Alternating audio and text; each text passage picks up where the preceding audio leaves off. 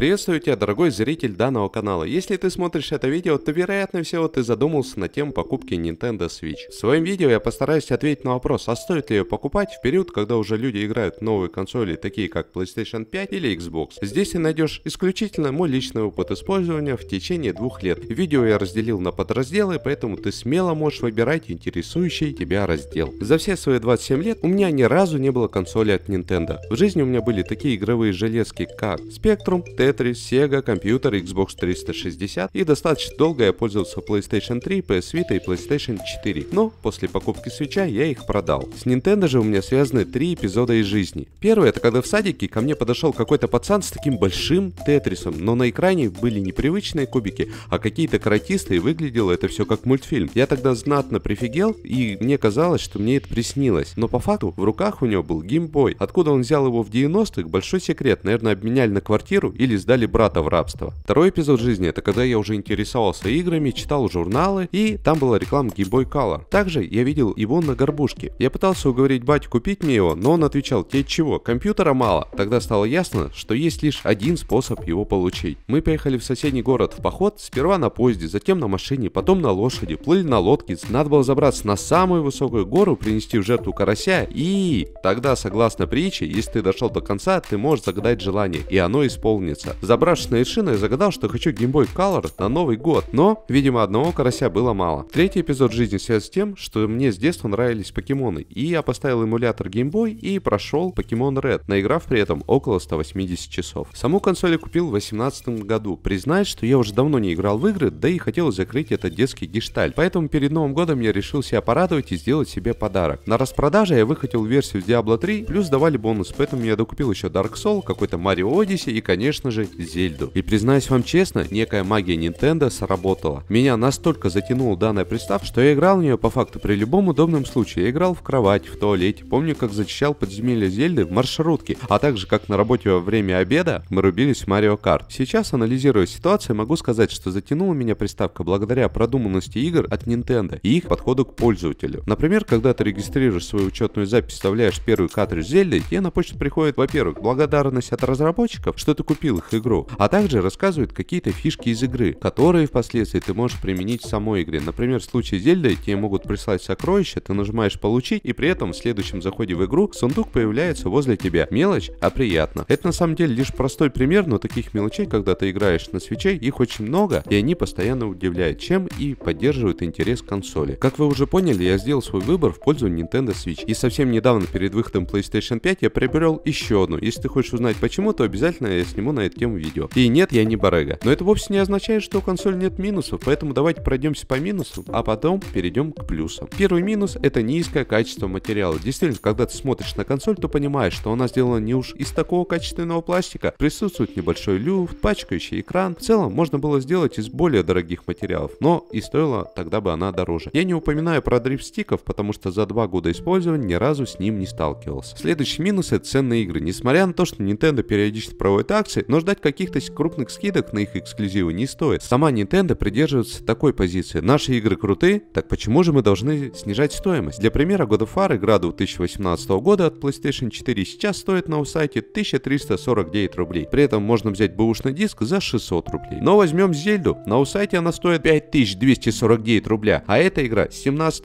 года. Бэушный же картридж 2700. И то же самое касается сторонних издателей. Например, Hollow Knight стоит на Switch 1000 рублей, а в Steam 349 рубля. Такова цена портативности, цены дикие, но выход есть. Ждать распродаж, покупать БУ картриджи, а впоследствии их обменивать, благо в цене они почти не падают. А также покупать игры другого региона, зачастую они дешевле. Или же все же переходить на пиратку. И последний минус, на мой взгляд, это слабая батарея, потому что первая ревизия в Зельде держит где-то 2,5 часа, при этом в новой ревизии до 4 часов. Да, кто-то может возразить, если ты будешь играть на толчке 4 часа, то у тебя отвалятся ноги. Но могу сказать, что ситуации разные. Например, если в долгой поездке и играешь периодично, а возможности зарядить батарею нет, то это становится проблемой. Приходится таскать с собой внешние аккумуляторы. Ну а теперь давайте перейдем к плюсам. Главный и основной плюс игровой приставки — это игры. И игры от Nintendo — это какое-то волшебство. Тут не нужно беспокоиться по поводу ретрейсинга, миллиона полигонов, графики. Тут этого всего нет, поэтому не стоит беспокоиться. Играть в игры от Nintendo очень интересно, потому что главное в их играх — это геймплей, а его там очень много. Я помню, как проходил первую Зельду и радовался, как будто я впервые вообще увидел игры, несмотря на мой 25-летний стаж в играх. При этом игры подойдут как детям, так и взрослым. И самое главное, Nintendo не боится экспериментировать, чего только стоит Nintendo Labo. Да-да, это картон за 4000, который можно на Али взять втрое дешевле. Ring Fit, который, кстати, у меня есть, очень крутая вещь, с ее помощью я похудел ровно на плюс 5 килограмм. Mario Kart с портативной машинкой и камерой. Также не стоит забывать про огромную библиотеку игр от сторонних разработчиков, которые зачастую сразу же портируют игры на Switch. Для моего знакомого, который далек от игр на консолях, было удивительно, что тут есть Skyrim, Ведьмак и Цивилизация. В целом, как мне кажется, проблема PS Vita в этом и заключалась. Она не была основной консолью, и игр там было реально мало. Второй плюс — это гибридность. Мало того, что Switch по факту это единственная портативная консоль с большой линейкой игр, но у нее есть возможность выводить игры на экран телевизора. Но если вы много времени проводите в дороге, то консоль будет для вас незаменимым другом, потому что играть в метро